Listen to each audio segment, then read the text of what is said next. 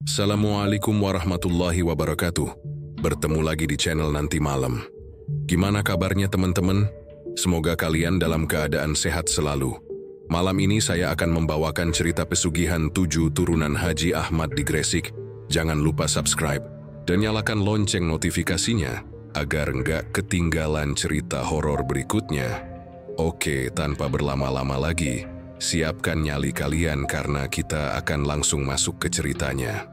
Di sebuah kota pesisir bernama Gresik, berdirilah sebuah toko emas megah bernama Toko Emas Nur Cahaya. Letaknya strategis, tepat di pinggir jalan utama, dengan pintu kaca besar dan lampu etalase yang berkilau 24 jam sehari. Siapapun yang melintas, pasti akan melirik. Bahkan tak sedikit orang yang berfoto di depan tokonya, saking megahnya. Toko itu milik seorang pria paruh baya bernama Haji Ahmad. Pria berusia 50 tahun yang dikenal luas sebagai pengusaha sukses, sekaligus sosok yang religius dan ramah. Dengan sorban putih bersih dan senyum lembutnya, Haji Ahmad menjadi panutan banyak warga. Ia kerap terlihat duduk di kursi rotan di depan tokonya setiap pagi, menyapa para pelanggan yang lewat. Tak hanya satu, Haji Ahmad memiliki 7 cabang toko emas lainnya, tersebar di berbagai daerah di Jawa Timur. Banyak yang bertanya-tanya, bagaimana bisa seorang pria biasa bisa membangun kerajaan bisnis sebesar itu tanpa bantuan pinjaman besar atau warisan. Namun masyarakat percaya, itu adalah hasil kerja keras, doa, dan ketekunannya selama bertahun-tahun. Istrinya, Bu Hajah Lucy, juga dikenal sebagai wanita yang kalem, bersahaja, dan aktif dalam kegiatan sosial. Mereka tampak seperti pasangan ideal, kaya raya, berpengaruh, dan disukai banyak orang. Namun seperti kata pepatah, di balik sinar yang terang selalu ada bayangan gelap yang menyelinap diam-diam.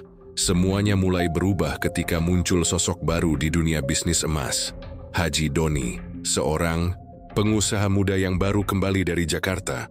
Dengan modal besar dan strategi pemasaran agresif, ia membuka toko emas besar tak jauh dari toko Haji Ahmad. Nama tokonya pun mencolok, Toko Emas Surya Abadi. Berbeda dengan Haji Ahmad yang mengandalkan kualitas dan relasi, Haji Doni menggunakan cara-cara modern. Diskon besar-besaran, endorse selebgram lokal, hingga bagi-bagi hadiah motor bagi pembeli. Dalam waktu singkat, toko emasnya diserbu warga. Bahkan beberapa pelanggan tetap Haji Ahmad pun mulai beralih. Awalnya, Haji Ahmad tak terlalu mengkhawatirkan. Ia percaya rezeki sudah ada yang mengatur. Tapi seiring waktu, laporan dari cabang-cabangnya mulai menunjukkan penurunan drastis. Beberapa tokonya bahkan merugi. Para pegawai mulai gelisah, dan karyawan lama satu persatu mengundurkan diri karena ketidakpastian. Suatu sore, Haji Ahmad duduk di ruang kantornya yang berhias lukisan kaligrafi dan aroma kayu gaharu. Di depannya, berjejer berkas laporan keuangan. Masya Allah, turunnya sampai segini. Gumamnya lirih sambil memijat pelipis. Bu Hajah Lucy masuk membawa teh panas. "Pak, istirahat dulu, jangan dipikir terus. Mungkin ini ujian," ucapnya lembut. Duduk di sebelah suaminya, Haji Ahmad menatap istrinya. Ada kerutan kekhawatiran di dahi yang tak bisa ia sembunyikan. "Ujian apa, Bu? Toko kita dulu penuh, sekarang kosong. Seperti ada yang aneh. Aku rasa ini bukan persaingan biasa." Beberapa hari kemudian suasana di toko makin sepi. Bahkan di hari Jumat yang biasanya ramai karena pengunjung datang selepas salat, toko tetap lengang. Salah satu karyawati, Mbak Rini, berbisik pada rekan kerjanya. "Aku mimpi aneh tadi malam. Di etalase toko ini ada kepala kambing yang berdarah-darah." "Astagfirullah. Jangan sembarangan ngomong gitu," saut temannya. Tapi dalam hati, ia juga merasa toko ini mulai dingin dan muram. Malam itu, Bu Hajah Lucy berdiri di depan cermin besar kamar mereka. Di balik bayangannya, ia merasa ada sosok hitam tinggi berdiri di pojok ruangan. Namun saat menoleh, tidak ada. "Pak, kita diganggu, Pak," ucapnya pelan kepada suaminya yang sedang mengaji. Haji Ahmad berhenti mengaji, memandangi istrinya yang wajahnya pucat.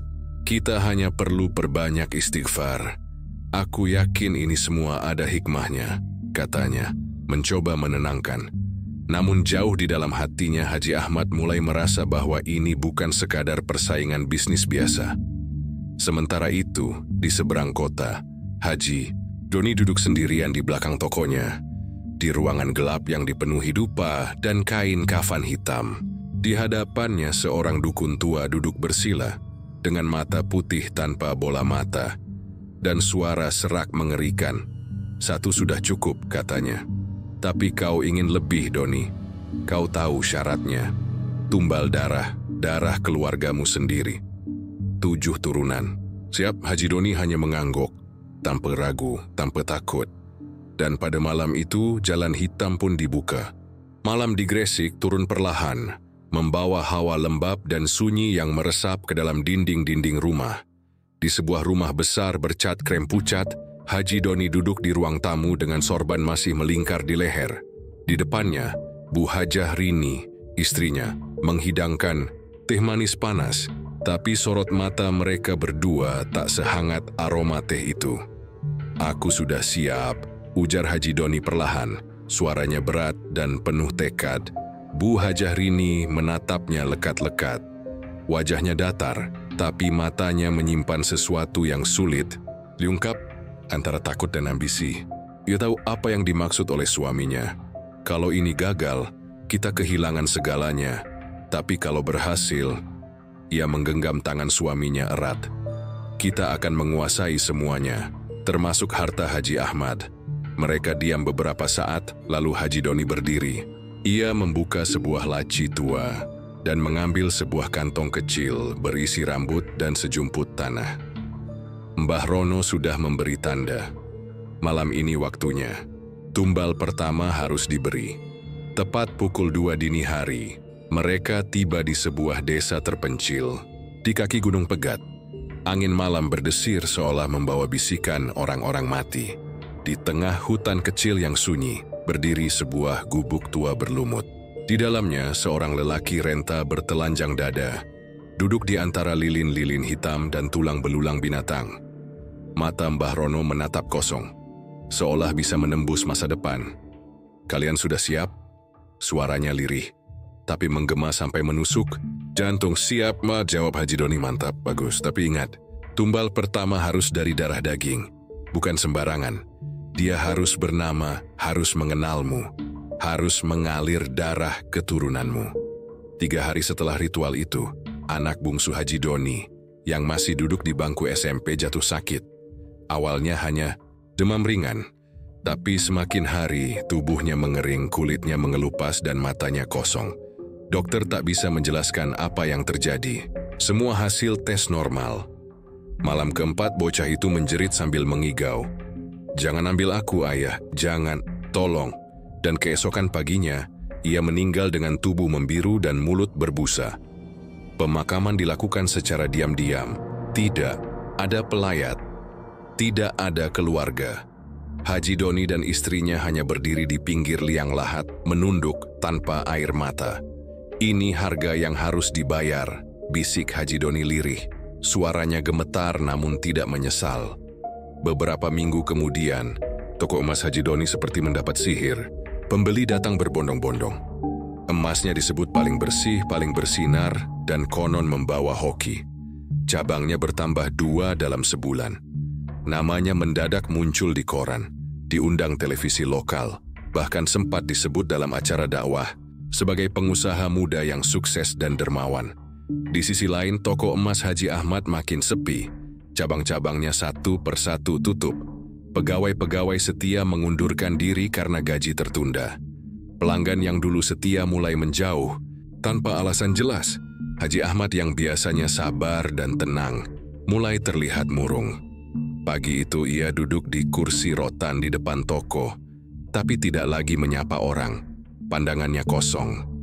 "Ini bukan persaingan biasa, Bu," katanya lirih kepada istrinya. "Bu Hajah." Lucy menyentuh bahu suaminya. "Kita harus tawakal, Pak. Mungkin ini memang ujian dari Allah." Haji Ahmad mengangguk, tapi di dalam hatinya ia merasakan sesuatu yang jauh lebih gelap sedang mengintai mereka. Malam harinya, seorang pegawai toko, Sulaiman, mengetuk rumah Haji Ahmad dengan wajah panik. "Maaf Pak Haji, saya baru saja bersih-bersih di toko. Tiba-tiba semua lampu mati dan saya lihat di kaca etalase ada bayangan aneh, seperti kepala kambing hitam, besar, matanya merah." Haji Ahmad terkejut, tapi ia mencoba menenangkan. "Mungkin kamu capek, Sulaiman." "Tidak, Pak, saya yakin. Dan anehnya lagi, semakin di etalase itu menghitam, seperti dibakar." Malam itu Haji Ahmad tidak bisa tidur. Ia membuka Al-Quran, berzikir, lalu menyalakan lampu-lampu rumah. Tapi jam 2 dini hari ia mendengar suara ketukan pelan di jendela kamar. Tok, tok, tok. Saat membuka tirai, tak ada siapa-siapa. Tapi kaca jendela itu berembun dan di tengah embun itu muncul tulisan seperti cakar, 1 sudah.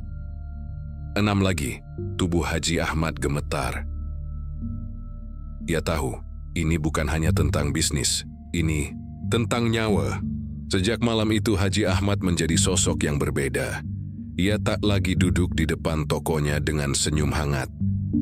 Kini, ia lebih sering mengurung diri di kamar, mengaji tanpa henti, atau memandangi laporan keuangan yang kian menurun. Keriput di wajahnya semakin dalam, dan suaranya mulai terdengar berat dan pelan. Bu Hajah Lucy pun ikut gelisah. Tiap malam, ia mendengar suaminya mengigau, menyebut nama anak-anak dan cucunya, seolah mereka dalam bahaya. Dan pagi harinya Haji Ahmad hanya diam, menatap kosong ke langit-langit kamar. "Pak, ini tidak bisa terus begini," ucap Bu Hajah suatu malam. Haji Ahmad menghela napas panjang. "Aku melihatnya, Bu. Tulisan itu muncul lagi, di kaca kamar mandi. Tulisan yang sama. 1 sudah, 6 lagi." Bu Hajah menutup mulutnya menahan napas. "Astagfirullah, kita harus cari pertolongan." Pagi harinya Haji Ahmad memutuskan untuk menemui seseorang. Seorang ulama sepuh yang sudah ia kenal sejak muda, Kiai Miftah di desa Menganti. Kiai Miftah adalah sosok yang jarang bicara banyak, tapi matanya tajam seperti membaca isi hati orang. Rumahnya sederhana, hanya 1 bangunan kayu di samping mushola. Tapi orang dari luar kota pun sering datang mencari nasihatnya. Saat Haji Ahmad duduk di hadapan Kiai Miftah, ia langsung berkata lirih, "Saya rasa saya dan keluarga sedang diincar. Sesuatu yang tidak kasat mata, Kiai." Kiai Miftah hanya mengangguk pelan. "Katakan yang sebenarnya, Haji. Kau merasa ini datang dari siapa?" "Dari pesaing saya, Haji Doni. Dulu dia biasa saja, Kiai. Tapi sekarang dia seperti raksasa. Dalam semalam tokonya tumbuh tak masuk akal. Dan sejak itu keluarga saya mulai diganggu. Anak saya mimpi buruk terus. Toko saya sepi mendadak. Kaca toko ada bekas cakar." Kiai Miftah memejamkan mata. Lalu ia berkata pelan, "Haji Doni telah masuk ke dalam lorong gelap, jalan pesugihan. Dan bila benar dia memilih jalan itu, maka syaratnya sangat berat." "Apa, Kiai?" tanya Haji Ahmad meski hatinya sudah penuh firasat buruk. "Tumbal. Bukan sembarang tumbal, tapi tumbal dari darah keturunan sendiri. 7 turunan. Jika dia melanggar atau ada yang menghalangi, maka kutukan akan berpindah. Bisa jadi, kaulah penggantinya." Haji Ahmad memucat, ia mengingat kata-kata di kaca jendela malam itu. 1 sudah, 6 lagi. Bukan hanya milik Haji Doni, tapi bisa jadi peringatan bagi dirinya. Hari-hari berikutnya menjadi seperti neraka bagi keluarga Haji Ahmad. Anak keduanya, Rian, yang tinggal di Surabaya, mengalami kecelakaan motor misterius. Tubuhnya remuk, tapi yang aneh, helmnya tetap utuh. Dokter tidak bisa menjelaskan kenapa seluruh tulang tubuhnya patah seperti dipukul benda besar, padahal ia hanya terjatuh biasa. Di rumah, putrinya yang bungsu mulai bicara sendiri di malam hari. Ia sering duduk di pojok kamar sambil tertawa kecil dan berkata, "Dia datang, Bu. Dia sudah sampai. Sekarang tinggal 5. Bu Hajah Lucy mencoba tabah, tapi jiwanya mulai terguncang. Ia memasang ayat-ayat Al-Quran di tiap sudut rumah, menghidupkan murotal 24 jam, dan sering menangis dalam sujudnya. Namun teror itu tidak berhenti. Suatu malam, saat Haji Ahmad bangun untuk salat tahajud, ia menemukan halaman rumahnya penuh jejak kaki kambing hitam yang entah dari mana asalnya. Dan di tengah halaman, ada seekor burung gagak mati dengan mulutnya yang penuh emas. Ia mengambilnya dengan tangan gemetar. Burung itu menggigit seuntai kalung emas, kalung yang dulunya dijual di tokonya. Haji Ahmad tahu, waktunya tidak lama. Lagi ia memperbanyak ibadah, menulis surat wasiat, dan meminta maaf pada semua kerabat dan pegawai lamanya. Tapi semakin ia berdoa, semakin kuat teror itu muncul. Sampai akhirnya, pada suatu malam yang sunyi, ketika azan subuh belum berkumandang, Haji Ahmad ditemukan meninggal di dalam tokonya. Tubuhnya tertimpa lemari etalase yang roboh sendiri, padahal toko itu dalam kondisi terkunci dari dalam. Anehnya, tidak ada luka berat, tapi mulutnya menganga, dan matanya terbuka lebar seperti melihat sesuatu yang mengerikan sebelum ajal menjemput. Yang lebih mengerikan, di balik punggungnya tertulis dengan darah 4 lagi. Bu Hajah Lucy menjerit histeris saat melihat jasad suaminya. Sejak hari itu, pikirannya retak. Ia bicara sendiri, tertawa di tengah malam, dan duduk di teras rumah sambil menyebut nama anak-anak dan cucunya, satu persatu, seolah sedang menghitung waktu. Warga mulai menjauhi rumah itu, mereka takut. Mereka percaya keluarga Haji Ahmad sudah terkena kutukan pesugihan 7 turunan, dan memang benar. Kutukan itu baru dimulai. Setelah pemakaman Haji Ahmad, rumah besar di Jalan Raya Gresik itu berubah seperti rumah tak berpenghuni. Cat dinding mulai mengelupas, daun-daun kering menumpuk di halaman, dan suara adzan pun tak lagi menggema dari dalam rumah. Bu Hajah Lucy, yang dulu dikenal sebagai wanita yang ramah dan taat, kini lebih sering terduduk diam di bangku teras. Rambutnya kusut, wajahnya sayu, dan mulutnya tak henti-hentinya menggumamkan nama-nama yang sama. Rian, Dinda, Fajar, Nabila, Zaki, Fadlan. Orang-orang menganggapnya sudah gila. Tapi bagi mereka yang tahu cerita sebenarnya, itu bukan sekadar kegilaan. Itu doa yang salah arah, doa yang dihantui rasa bersalah. Karena di balik wajah polos Bu Hajah Lucy, ada rahasia yang lebih gelap daripada yang dibayangkan siapapun. 2 minggu setelah kematian Haji Ahmad, anak sulung, mereka Rian datang dari Surabaya untuk mengurus warisan. Ia tidak percaya cerita-cerita supranatural. Baginya, ayahnya hanya sedang sial dalam bisnis dan kebetulan meninggal karena kecelakaan toko. Ini cuma kisah kampung, katanya pada istrinya, Amanda. Kalau kita terus percaya yang aneh-aneh, kapan hidup kita maju? Namun begitu ia menginjakkan kaki di rumah keluarga, udara terasa berbeda. Langit mendung walau tak hujan. Angin seperti membawa bisikan. Dan ketika ia membuka pintu depan, ia melihat ibunya duduk di ruang tamu sambil tertawa kecil. Sendiri, tanpa menyadari kehadirannya.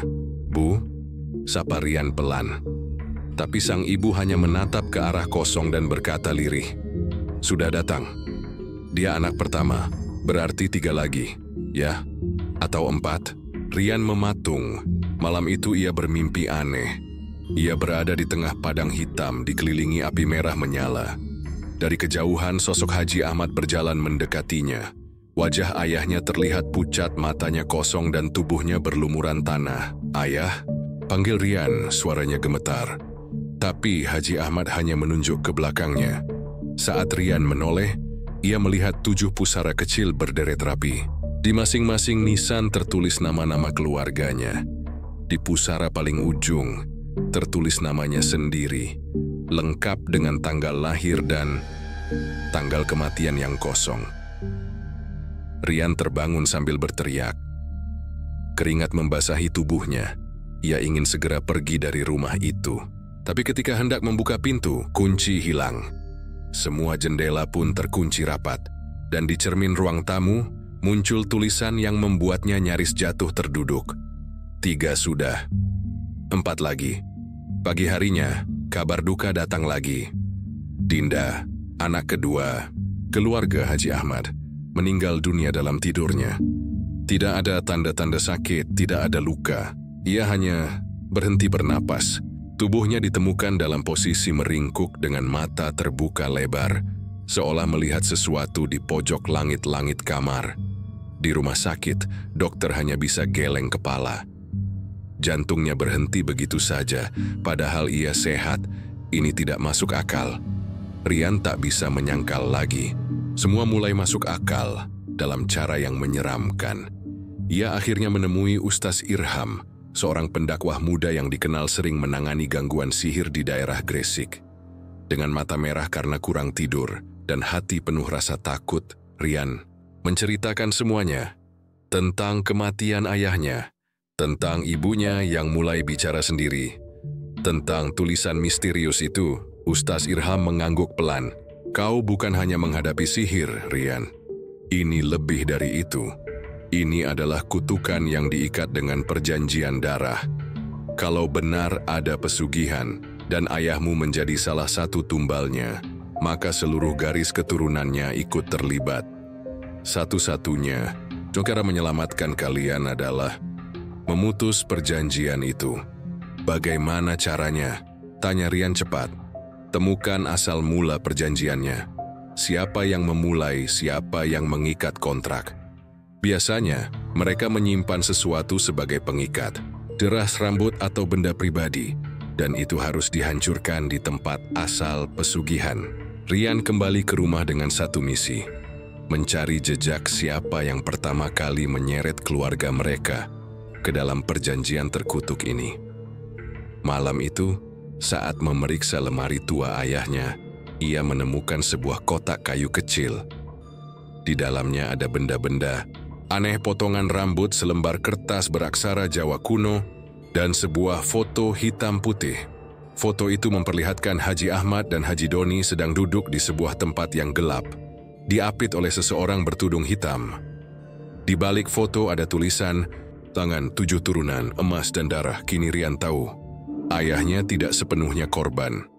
Ayahnya pernah terlibat, atau setidaknya pernah tahu tentang ritual pesugihan yang dilakukan Haji Doni.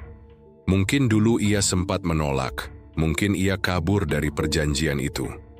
Tapi darahnya sudah tercatat, dan darah itu kini menagih janji. Hujan turun deras malam itu. Petir menyambar langit Gresik seolah ikut mengutuk tanah yang telah lama menyimpan rahasia kelam. Rian duduk di kursi belakang Masjid Al-Hidayah, menggenggam foto ayahnya dan Haji Doni yang ia temukan tadi siang. Tangannya gemetar bukan karena dingin, tapi karena amarah dan ketakutan yang bercampur menjadi satu. Ia tak menyangka ayahnya, Haji Ahmad yang selama ini dikenal sebagai panutan, pengusaha emas yang dermawan dan taat, pernah terlibat dalam perjanjian gelap bersama musuh bisnisnya sendiri. Berarti semua ini bukan hanya karena Haji Doni, gumamnya. Ayah juga menyimpan sesuatu. Mungkin dulu dia ikut, lalu mundur, tapi tetap dihitung sebagai bagian dari tumbal. Langkahnya, kini jelas temukan tempat pesugihan itu, hancurkan pengikatnya, dan putuskan rantai kutukan sebelum semuanya terlambat. Keesokan harinya, Rian menemui satu-satunya orang yang pernah dekat dengan Haji Doni, Pak Sahid, mantan sopir pribadi Haji Doni yang sudah pensiun dan tinggal di pinggiran kota. Awalnya Pak Sahid menolak bicara, wajahnya ketakutan dan tangan tuanya gemetar memegang gelas teh. "Tolong Mas Rian, saya sudah tua, saya tidak mau ikut-ikut lagi. Saya cuma disuruh antar waktu itu, saya nggak tahu apa-apa. Tolong Pak, nyawa keluarga saya sedang terancam," desak Rian. "Saya tahu ayah pernah ikut ritual itu bersama Haji Doni. Saya cuma ingin menghentikan ini semua. Saya mohon." Pak Sahid terdiam lama. Lalu, perlahan, ia membuka mulutnya. "Waktu itu sekitar 15 tahun yang lalu, saya disuruh antar mereka ke sebuah tempat di perbatasan Gresik dan Lamongan. Tepatnya di Dusun Tua, yang sekarang katanya sudah nggak ada lagi. Dusun Ngiliran. Jalannya sempit, masuk ke dalam hutan. Di sana, ada sebuah rumah tua dan sumur kering Yang mereka sebut sumur ibu tanah. Sumur ibu tanah? Ulang Rian. Tempat itu katanya tempat lahirnya pesugihan. Di sana mereka melakukan semacam ikrar, harus menyerahkan darah, emas, dan sesuatu yang paling mereka sayangi. Saya tidak tahu pasti, tapi waktu itu saya lihat Haji Ahmad menangis. Saya pikir dia menyesal. Tapi dia tetap masuk ke dalam sumur bersama Haji Doni dan orang berjubah hitam itu. Rian mencatat nama dusun itu. Hatanya seperti ditusuk dari dalam. Dia tahu itulah titik awal dari kutukan keluarganya. Hari berikutnya, Rian pergi sendiri ke daerah perbatasan itu. Ia hanya ditemani peta tua dan ingatan samar-samar dari penuturan Pak Sahid. Perjalanan memakan waktu 2 jam dari pusat kota. Jalanan makin menyempit, dan akhirnya ia harus berjalan kaki menembus hutan kecil dengan tanah becek dan pohon-pohon tinggi yang menutup cahaya. Akhirnya ia sampai di lokasi yang ditunjukkan Pak Sahid. Dusun Ngiliran, atau apa yang tersisa darinya. Hanya ada puing rumah-rumah tua dan pondasi bata merah yang nyaris tertimbun tanah. Tapi di tengahnya masih berdiri sebuah sumur tua, ditutup kayu dan ditumbuhi lumut hitam. Sumur itu tak mengeluarkan suara, tapi saat Rian berdiri di hadapannya, ia merasakan dada seperti ditekan ribuan batu. Inilah tempatnya, sumur ibu tanah. Rian membuka kotak kayu yang ia bawa. Isi dari kotak ayahnya, rambut, kertas beraksara Jawa, dan foto perjanjian. Ia menaburkan semua benda itu ke dalam sumur, lalu menyulut korek api. Ia membacakan ayat-ayat Al-Quran sambil menggigit bibir menahan takut. Tapi sebelum api menyentuh dasar sumur, suara aneh terdengar. Rintihan perempuan dalam bahasa yang tak dimengerti. Angin kencang mendadak berhembus dari dalam sumur, dan api padam seketika. Dari balik pepohonan, suara langkah kaki mendekat. Rian menoleh cepat, sosok berjubah hitam berdiri di ujung hutan. Wajahnya tidak terlihat, tapi tubuhnya tinggi. Dengan tangan panjang yang menggenggam tasbih dari tulang, suara itu berbisik. Sudah terlambat, darah sudah dicatat. Rian melangkah mundur. Ia menggenggam foto ayahnya dan berteriak, "Aku tidak ikut perjanjian ini. Aku ingin memutusnya. Aku ingin keluargaku selamat." Tapi suara dari dalam sumur menjawab, "Darah tidak mengenal pilihan. Darah hanya mengenal..." Garis 3 sudah 4 lagi. Rian pingsan malam itu. Ia ditemukan warga hutan dalam kondisi lemas, tubuhnya penuh luka gores seperti dicakar. Setelah sadar, ia dirawat beberapa hari di rumah sakit. Namun sejak kejadian itu, sesuatu berubah. Setiap malam, ia mimpi berada di dalam sumur. Di sana, ia melihat wajah ayahnya, Dinda, dan 2 anak lainnya. Mereka tidak bicara, hanya memandangi dirinya dengan tatapan kosong dan darah menetes dari mata mereka. Dan kini setiap ia bercermin, ia melihat tulisan samar di belakang kepalanya. 4 lagi, kau yang berikutnya. Hari-hari setelah insiden di sumur ibu tanah menjadi hari paling sunyi dalam hidup Rian. Ia sudah tidak lagi mendengar tawa ibunya. Bahkan suara burung di halaman pun seperti enggan bersiul.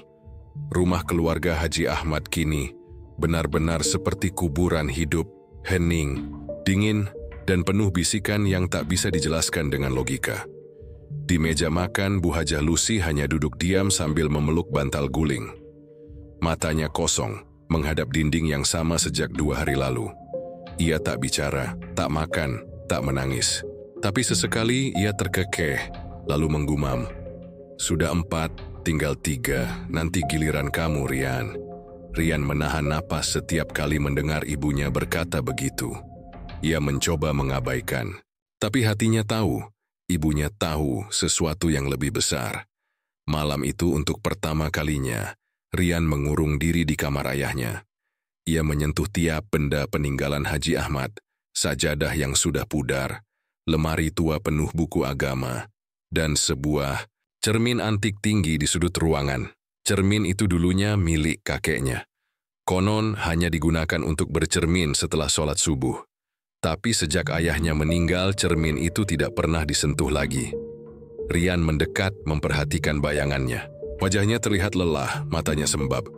Tapi di balik refleksi dirinya ada sesuatu yang aneh. Bayangannya seperti bergerak lebih lambat dan tatapan matanya lebih tajam, seolah bukan dirinya sendiri. Tiba-tiba bayangan itu tersenyum. Rian tersentak mundur. Cermin tetap menampilkan dirinya, tapi kini seluruh kaca dipenuhi embun. Dan pelan-pelan embun itu membentuk tulisan kabur. Cari yang pertama. Rian tidak bisa tidur malam itu. Tulisan dari cermin itu menghantui pikirannya. Cari yang pertama. Apakah maksudnya mencari korban pertama dari pesugihan? Atau orang pertama yang memulai semuanya? Keesokan paginya, Rian kembali menemui Ustaz Irham. Ia menceritakan kejadian di sumur ibu tanah dan tulisan di cermin. Wajah Ustaz Irham mengeras. Mungkin bukan hanya ayahmu dan Haji Doni yang terlibat.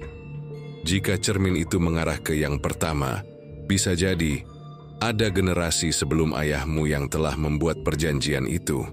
Maksudnya, kakek saya? Bisa jadi. Atau bahkan lebih jauh ke atas. Pesugihan jenis ini bisa diwariskan secara diam-diam dalam keluarga dengan bentuk perjanjian yang tidak selalu disadari oleh keturunannya. Rian merasa perutnya mual.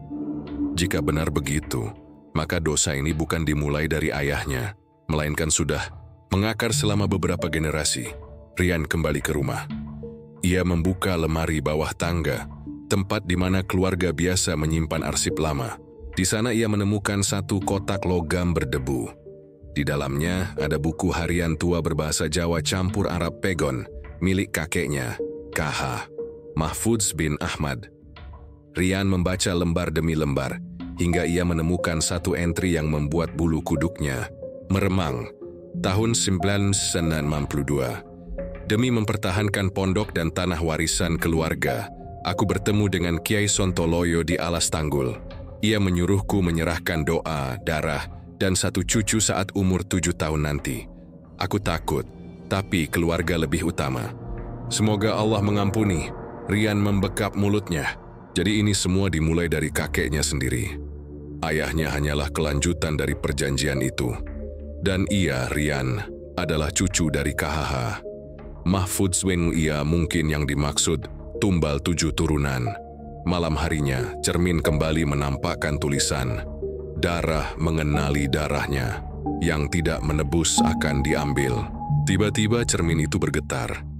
Bayangan Rian di dalamnya tersenyum, lalu keluar dari cermin memeluk Rian dengan wajah pucat dan tangan berlumuran darah. Rian berteriak.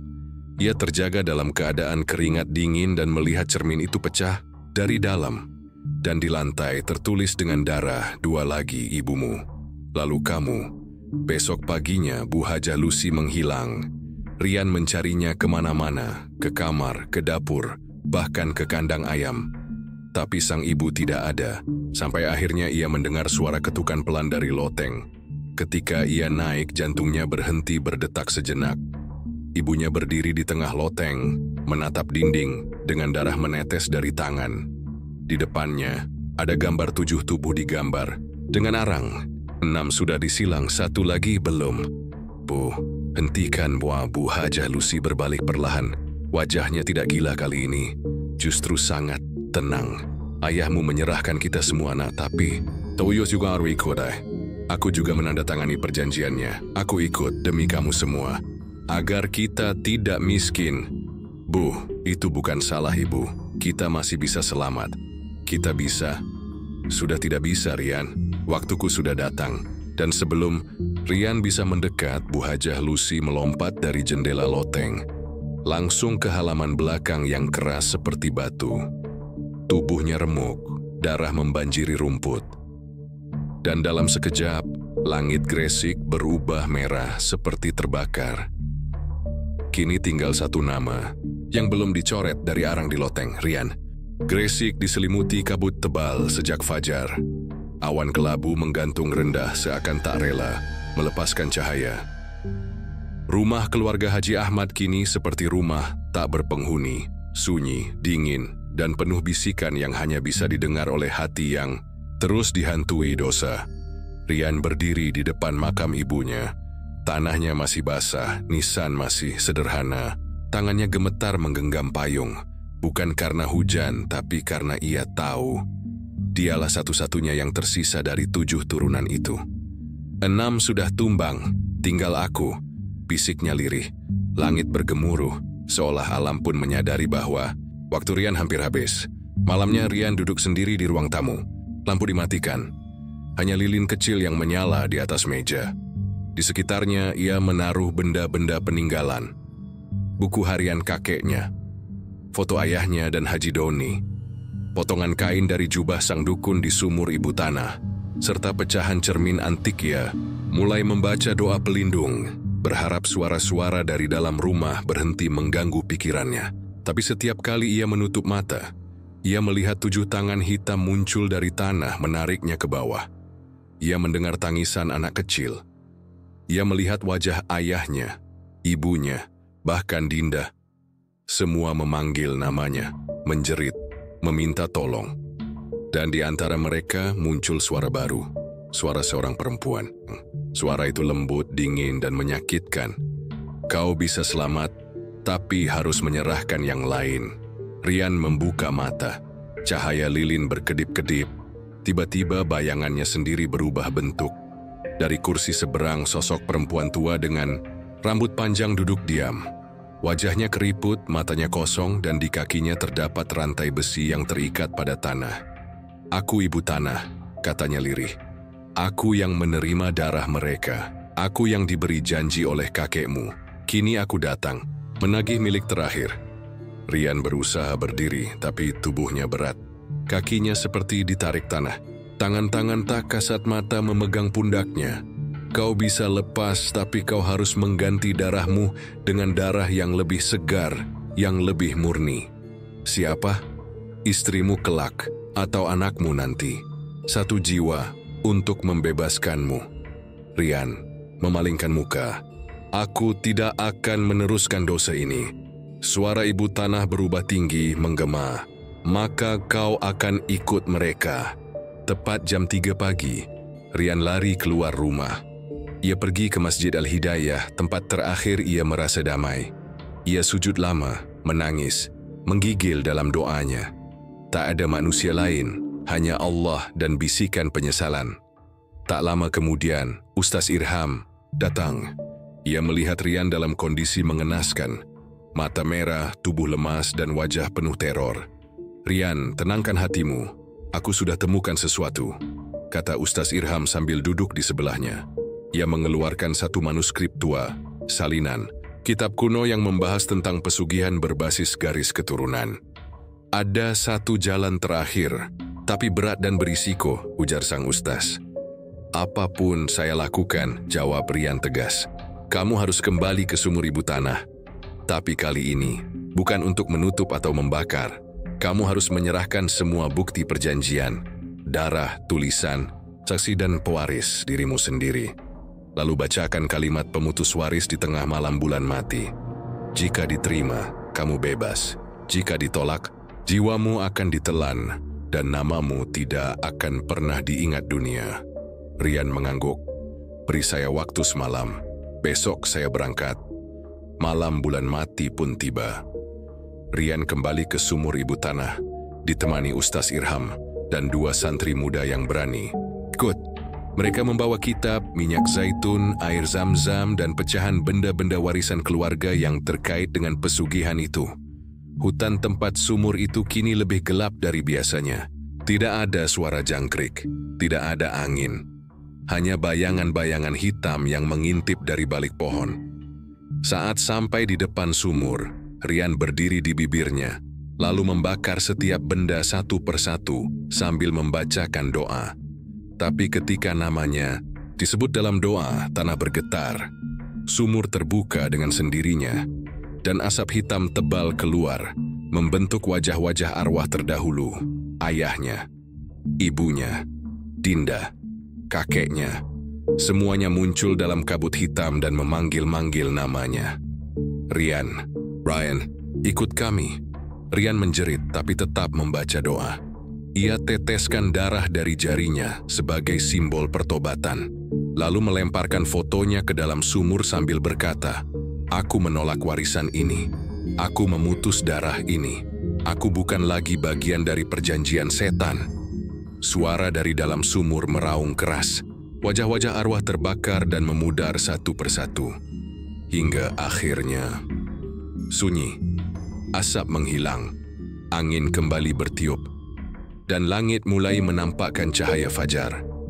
Ustaz Irham menepuk bahu Rian. "Kamu sudah bebas, nak. Semoga tak ada lagi rantai yang mengikat." Beberapa bulan kemudian rumah tua Haji Ahmad direnovasi. Rian pindah ke kota lain memulai hidup baru. Ia tidak lagi melihat mimpi buruk, tidak mendengar suara cermin, dan tidak merasakan tangan-tangan dari tanah. Namun setiap malam Jumat, ia menyalakan lilin kecil dan berdoa di bawah pohon Kamboja. Bukan untuk meminta kekayaan, tapi untuk memohon, semoga tidak ada lagi yang mencari kekayaan dengan cara setan. Dan semoga aku tidak lupa bahwa kutukan bisa lahir dari ambisi. Setelah malam penuh ketegangan di sumur ibu tanah, hidup Rian benar-benar berubah. Ia merasa seolah telah melewati lorong gelap yang tak berujung, dan akhirnya keluar ke cahaya yang jauh lebih hangat. Namun, beban yang selama ini menghimpit hatinya tak lantas hilang begitu saja. Ada rasa takut yang terus mengintai, bahwa kutukan itu bisa datang kembali kapan saja. Rian memutuskan untuk meninggalkan Gresik, meninggalkan segala kenangan kelam dan warisan pesugihan yang sudah memakan banyak korban dalam keluarganya. Ia memilih untuk pindah ke sebuah desa kecil di pinggiran kota, tempat di mana kehidupan berjalan sederhana dan jauh dari hiruk-pikuk dunia bisnis toko emas yang dulu menjadi panggung pertarungannya dengan Haji Doni. Di desa itu, Rian mulai hidup baru sebagai seorang guru mengaji. Ia mengajar anak-anak membaca Al-Quran dan mengaji dengan sepenuh hati. Di mata warga desa, Rian adalah sosok yang baik, sabar, dan rendah hati. Tapi di balik senyum dan tutur katanya yang lembut, tersimpan ketegangan dan kewaspadaan, seperti orang yang terus memerangi bayang-bayang masa lalu. Suatu hari, ketika Rian sedang mengajar di rumahnya, seorang lelaki tua datang membawa sebuah kotak kayu kecil berukir motif kuno.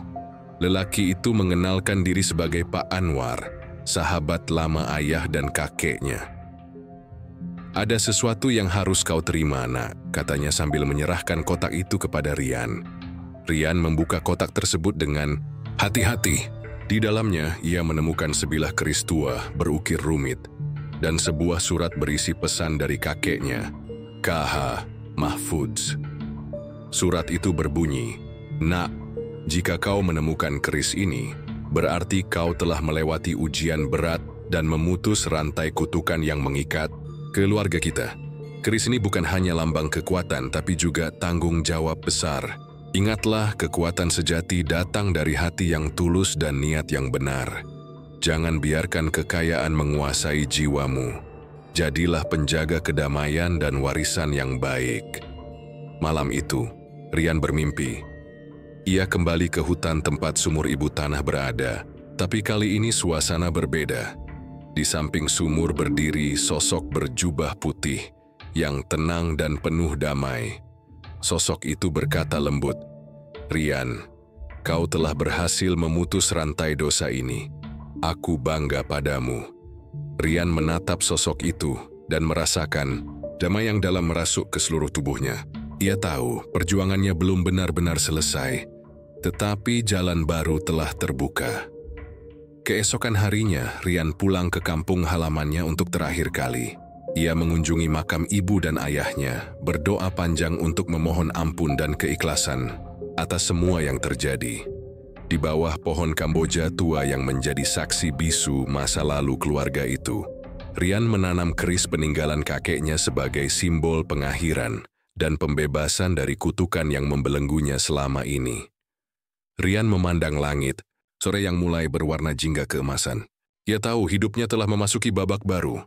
Kini ia berjanji pada dirinya sendiri untuk menjalani hidup dengan niat yang bersih, jauh dari jalan pintas yang penuh tipu daya dan dosa.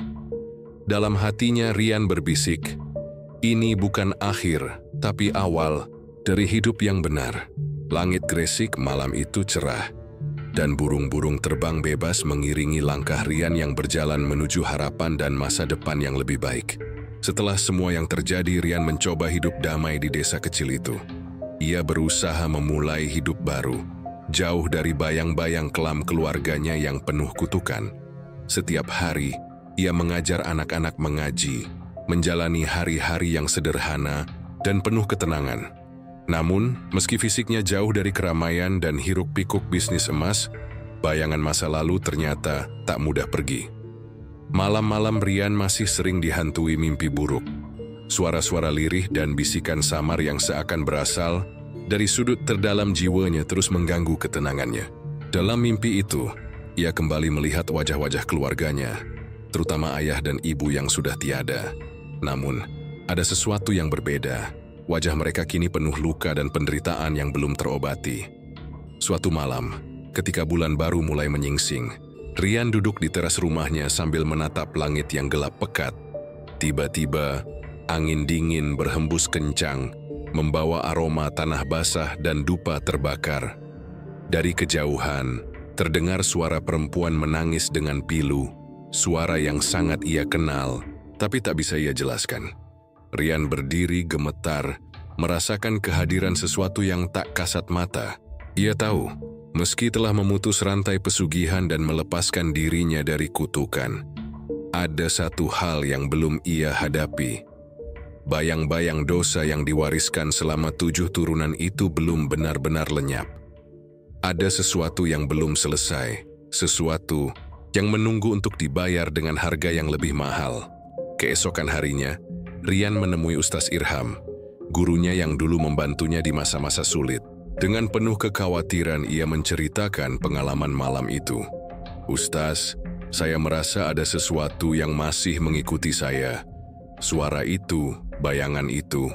Saya takut itu bukan hanya kenangan, tapi sesuatu yang nyata." Ustaz Irham mengangguk pelan. "Rian, kutukan memang bisa diputus, tapi bekasnya bisa tertinggal. Terkadang jiwa-jiwa yang terperangkap dalam dosa lama belum menemukan jalan ke cahaya. Mereka masih terjebak dan bisa mengganggu yang masih hidup." "Apa yang harus saya lakukan?" tanya Rian dengan suara serak. "Kamu harus melakukan perjalanan batin, mencari ketenangan melalui doa dan zikir yang dalam, serta memohon ampunan bukan hanya untuk dirimu, tapi untuk semua arwah yang terjerat dalam pesugihan itu. Jangan lupa, kamu juga harus siap menerima konsekuensi dari masa lalu. Hanya dengan hati yang tulus dan niat yang benar, kamu bisa membebaskan mereka dan dirimu sendiri." Rian mulai menjalani hari-hari dengan penuh pengharapan baru. Ia memperdalam ilmu agama, rutin berzikir, dan terus berdoa memohon ampunan. Ia juga mengadakan majelis taklim kecil di rumahnya, mengajak warga desa untuk bersama-sama memohon keselamatan dari segala mara bahaya, termasuk yang gaib. Satu persatu mimpi buruk itu mulai memudar. Suara tangisan itu berubah menjadi bisikan lembut yang memberi ketenangan. Bayangan-bayangan gelap mulai berganti dengan cahaya hangat yang mengelilingi dirinya saat ia berdoa. Pada suatu malam yang sunyi, Rian merasakan kedamaian yang sesungguhnya.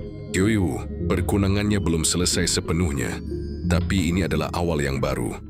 Ia telah berani menghadapi bayang-bayang masa lalu dan memilih jalan yang benar.